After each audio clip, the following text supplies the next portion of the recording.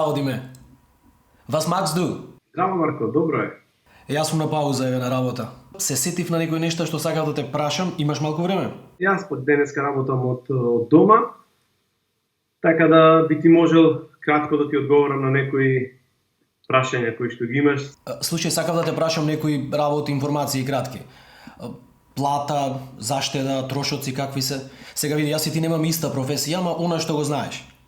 IT секторот тука е доста барам сектор. Заработката како IT сектор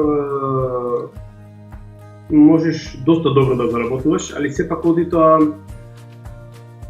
колку години би ти имаш искуство во IT секторот, тоа исто доста ценето тука и според тоа и висината на твојата годишна плата. Тоа значи дека првата година можеби не би заработува толку многу за да ти останат повеќе пари.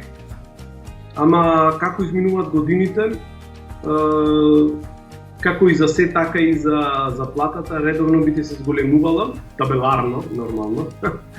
И доколку ти работиш сам, а твојата сопруга се уште не е снајдена со работа, тогаш ти би спаѓал во даночна класа број 3. Чекај, кажа даночна класа, а што е тоа?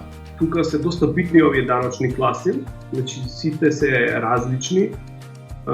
Доколку дојдеш сам да живееш на почетокот, тогаш си што е класа, што го нарекуваат тие, даночна класа број 1. Тогаш треба да даваш повеќе давачки кон државата. Значи има 5-6 различни класи кои што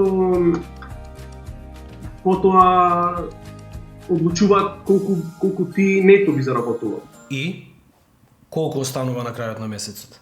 На крајот прилика би останале 300-400 евра. Исто така голем удел игра доколку готвите сами дома, а да не идете по ресторани, тогаш не би ти останале многу. Еве, например, мене ме интересира како е цената на храната во однос на платата таму, да. Храната зависи во кој маркети купувате. Исто така, тука се поделени, например, овие Aldi Lidl, се маркети кои што се повеќе за поголем дел од народот. Оди таму на купување, а има исто доста и поскапи маркети како Едека, Реде и другите, каде што производите се за некоја класа подобри, ама за тоа ги плаќаш поскапо. Еве, брза храна и здрава храна. Тука здравата храна се обрнува големо внимание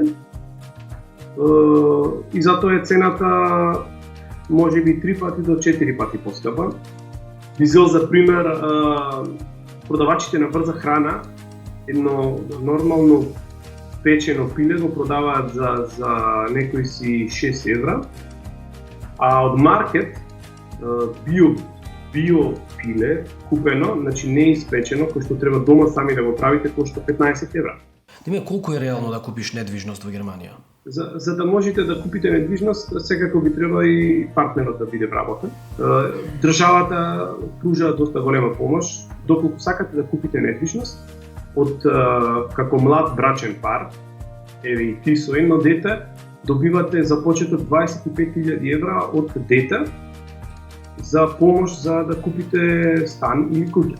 Аха. Кога банката тебе би ти одобрила некој кредит да купиш куќа или стан, автоматски од градот добиваш помош. Тие не ти ги префрлаат парите одеднаш, него во рок од 10 години месечно добиваш помош за да исплатиш месечната рата. Добро, ти си успешна приказна, но веројатно постојат и неуспешни приказни.